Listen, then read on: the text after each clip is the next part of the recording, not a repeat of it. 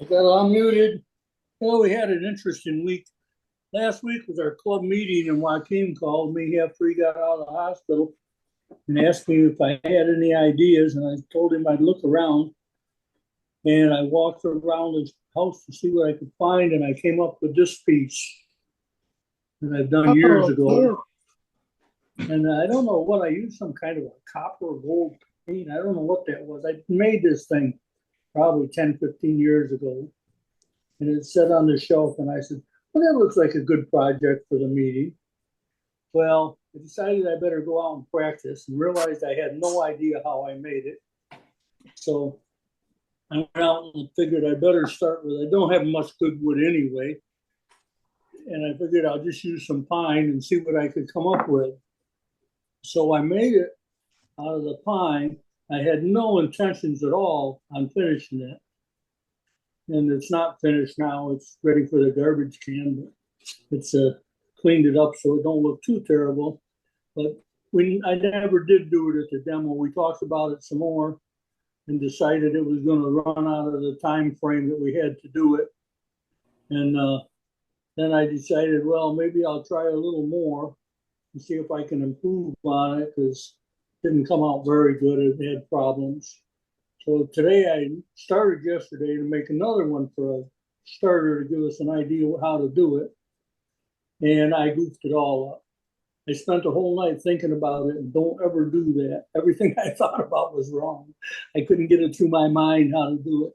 But this is a project that Jim Duxbury would be good at because it has to be measured just exactly right. In order, if you look at this, it's not right. This is thicker and this is thinner. And of course, it was never intended to be a finished piece. It was just going to be a demonstration on how to do it. And I cleaned it up a little bit. But anyway, I was going to get you some idea of what I started with. This is what I started with, is a couple of 2x6s. You can see on the end the size of them. And I got it all marked out and laid out how it's made. And this on the end is centered. This bottom, that's going to be the bottom of the bowl. And it's 3/8 of an inch here to come off. And then there will be two tendons on the bottom. And this is what the top looks like as I started. We'll go on the lathe like this. So the reason I marked those and highlight with a black marker is it's going to be turning towards me. I'm going to put it between centers here, and it'll be turning toward me, and I can see them black marks coming around. So I can just turn those away, and when I get them turned away, I'm going to be into pretty close to the shape I want. Then I make a little cardboard template and make sure I'm round. But if you can look at the end, the reason I did that, that's just done for show, just to show you guys. That's laying out what it's going to, that's the profile of the bowl when it's done. And the top, you leave yourself a lot of room because the side is going to be bigger than the top. See, this is the top here. This is going to be the top of the bowl. Those two holes that I got in there are for the woodworm screw. And they have to be really, really close. I tried a couple of times to do it by hand, and I found the best way to do it was marking it out real good and then taking clamps and clamping it to the drill press, especially with this pine because the drill wants to walk. And if it walks a 16th of an inch, it's going to cause this to happen. See what I mean? It's got to be right on the money. It's not really a very hard turning project. It's just a layout project, kind of boggles your mind a little bit when you get going. Because you're thinking if you come in straight, it's not gonna be round. Well, it is gonna be round. But your mind doesn't want to do that. I think I'll just leave the future one of these up to Jim. But this was this is just a demo piece that I was going to do. I don't know if I'll ever. I might take it up in front of the club and start it from here and see if any, because there was a lot of interest in it. They really liked the idea, but we'll see. But this is just scrap wood. I just glued a couple tube of sixes together. And I thought I'd show that to you. Hey, Jim. I'm sorry, Terry.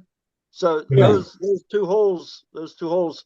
Okay, so you can make it any size that you want. So I was gonna say the distance. So whatever size bowl you're gonna make, you just want to blend in on one end. That hole is for the woodworm screw.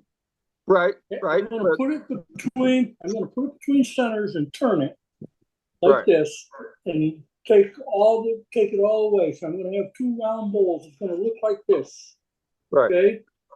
And then this is the facing me. I'm gonna turn it around. I'm gonna take these and put a woodworm screw on my chuck and screw this onto the woodworm screw.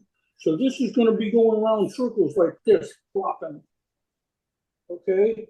And then I can hollow out the one that's the inside. Do that. And then I'll come to the bottom and I'll put two spigots on, which will be centered because those screws are centered. So I'll take this away. I'll go 3/8 of an inch and I'll put two tendons on here, corresponding with those holes. Okay, so I got two tendons on the back. I'll put one tendon in the chuck, and the thing will flop around in circles, and I'll hollow out one side. And then I'll take and put the other one in the chuck and hollow out this side. And it's not really too difficult. The only thing I ran into was I had to switch back and forth a little bit because as I was hollowing them out, I changed the weight enough so that it was started to vibrate on the lathe. So I had to go back and forth a couple times on the center. Does that make any sense to anybody? I guess exactly. Perfect. Yes, perfect sense. That's a really cool idea. It's good to me. Like I say, you put that on a screw, That is cool. and then you come to the back of it and make a tendon that'll fit in your chuck. And then you don't use those holes anymore. You don't need them.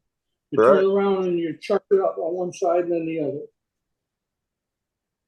Sounds like how you do it. All right. I wish I could get the internet and stuff to work in the shop, but I can't. I was even thinking about going out and doing part of this tonight and come back and show you. Maybe I'll play with it this week and take it to another stage and show it next week at the next stage. You might get a better idea. That sounds good.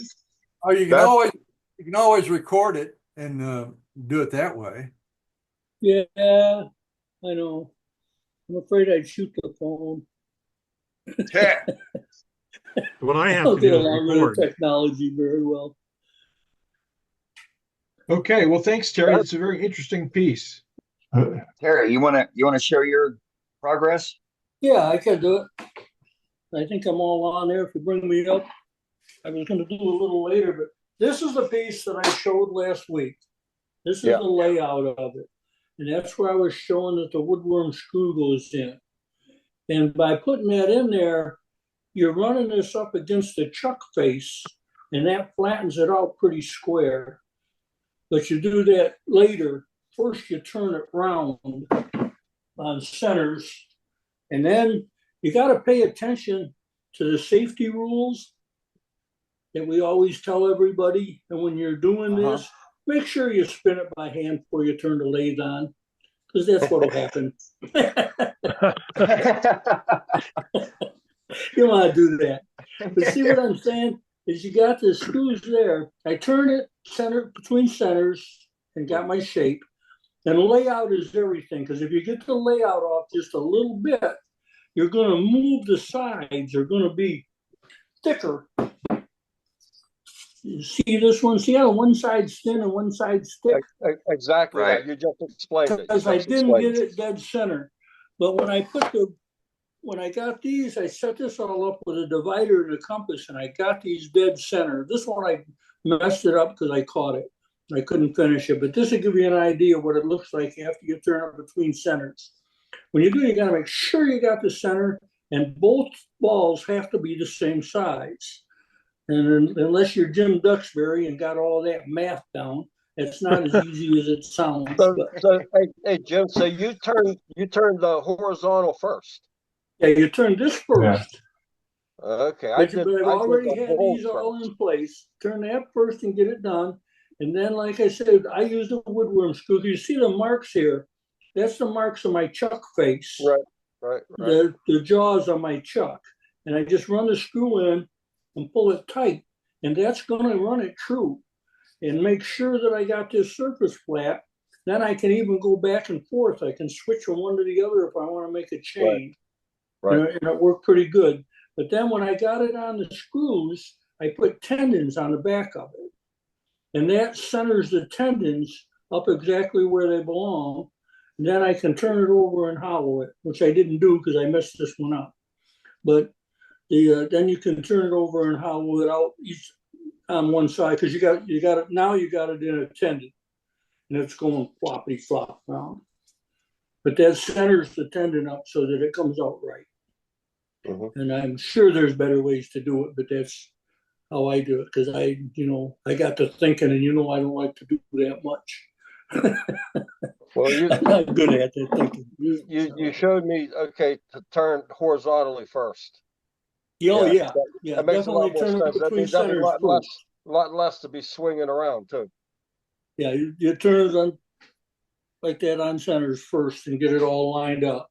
And then, like I say, I was using a divider and got it. The layout is got to be just right. You can see what I'm saying where I got all the lines in it and the layout. If one of these holes are off just a little bit, it's going to throw the whole thing off. Or if you make one of them bigger than the other, you can't get them close to the same size, then it's going to, if you get them misaligned, it's going to have different widths going around. But if you get one too close, it's going to mess everything all up or throw it out of line. I think me making the bulls first threw it out of line also because I didn't have anything to go after making it the center. So doing horizontally first, then I have something to go off of. Right. Roughly how big would you say your piece you have in your hand? How big is that? No, maybe Jim will get on in a little bit and show you how he does it, which is probably better than how I do it because he knows what he's doing.